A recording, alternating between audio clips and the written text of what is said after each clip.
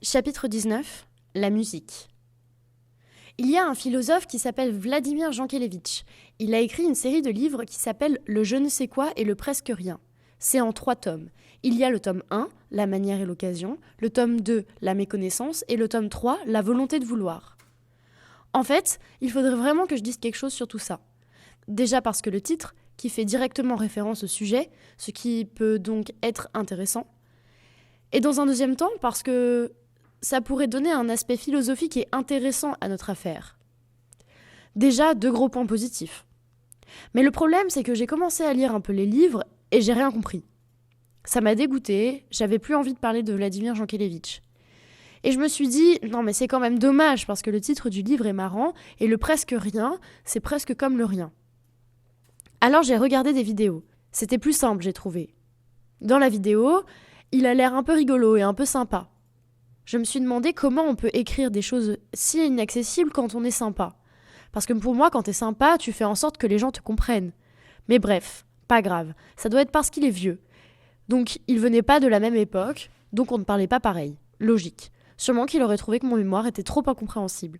Peut-être qu'on ne se serait vraiment pas entendu, lui et moi. Enfin voilà, quoi. Dans cette vidéo, moi, ce que j'ai compris, c'est qu'en fait, le je ne sais quoi et le presque rien, c'était un peu pareil. C'était pas vraiment des choses différentes. C'était un peu tous les deux ces petits détails qu'on ne voit pas trop, ce truc qui ne se définit pas par une chose précise, mais qui est quand même là. C'est un truc instable et insaisissable.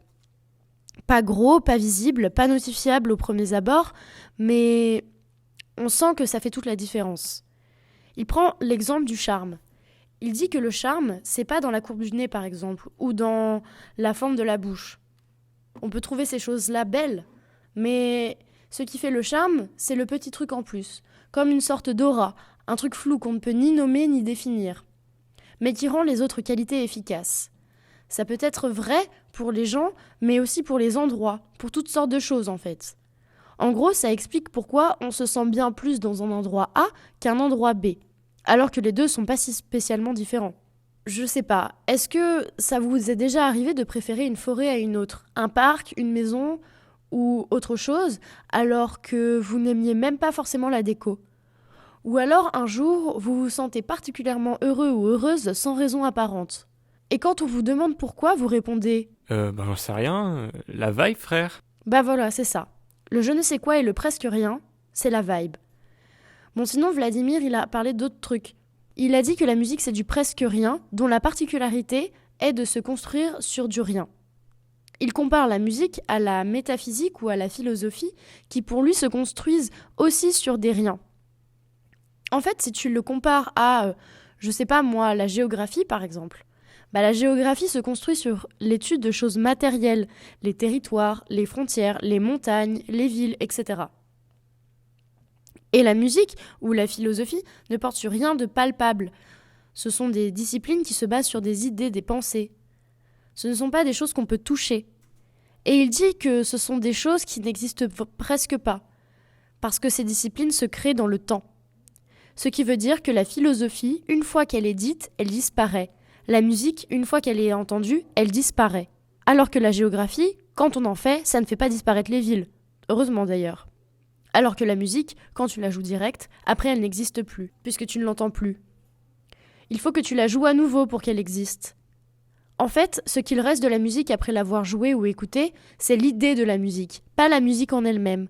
À cause du temps qui est passé, la musique a fini par se terminer et donc par disparaître. Et la philosophie, c'est pareil. On a parlé de la philosophie et à la fin de la conversation, elle a disparu.